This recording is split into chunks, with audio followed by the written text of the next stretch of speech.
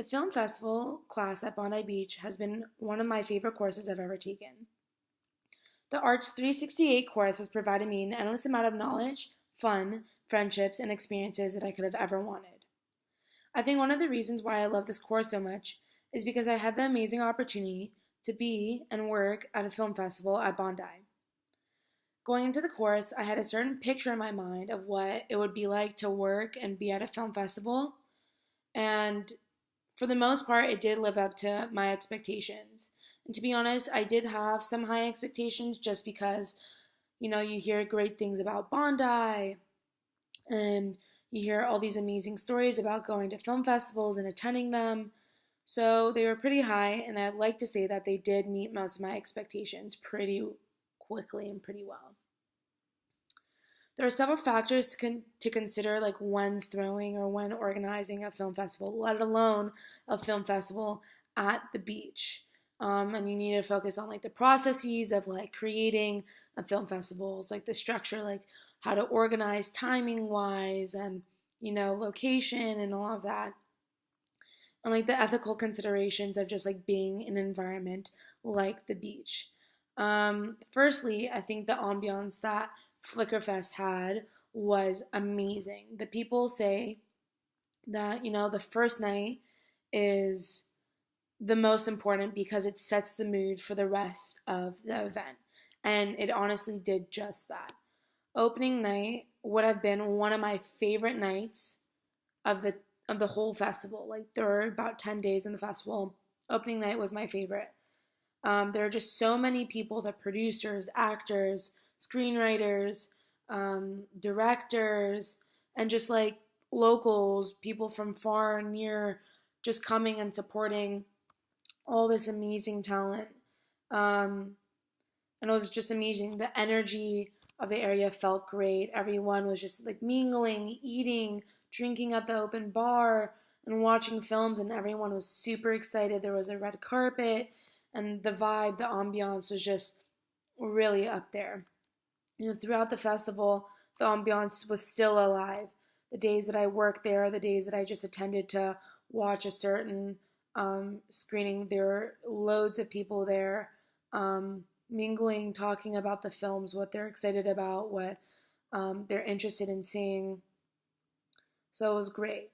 Um, and moreover, I think one of the other days that I truly enjoyed myself was closing night because it just had the same amount of people, the same amount of enthusiasm. It was also nice because we got to see the awards being handed out and acknowledging all of those amazing creative people who work so hard, endless amount of time, months, even years creating a product to be, shown to the public.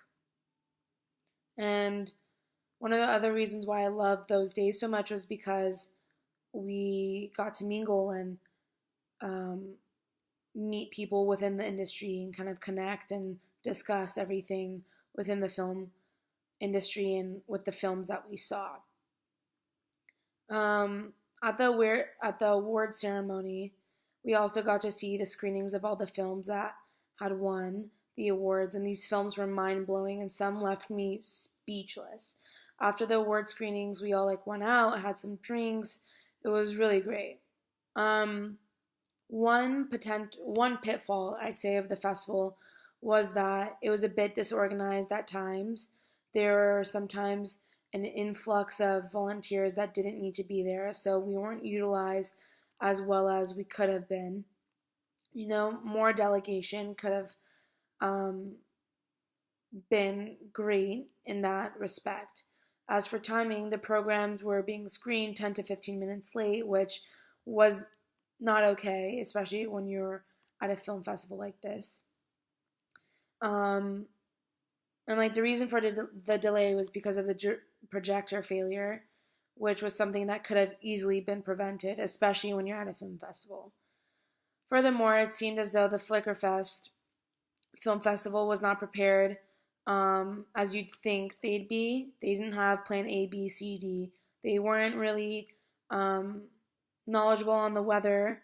there was a lot that was affected because of it, and they didn't really prepare as well as I thought that they would have. And because it was raining on opening night, seating also became an issue. Uh, Seats were bought in the door, as in the room didn't have staggered seating, so that affected the ability to watch and see the film with ease. Like that was removed. Something as simple as seating could alter one's experiences, and that could have easily been fixed. One positive aspect of Flickerfest was being able to watch amazing short films and documentaries. I was exposed to a whole other genre that I really didn't pay attention to before. And most of all the films were great. It was so nice to hear from the actors, directors, and producers before the films were being screened. I think my favorite program that I've been to was Love Bites, which was a romance section.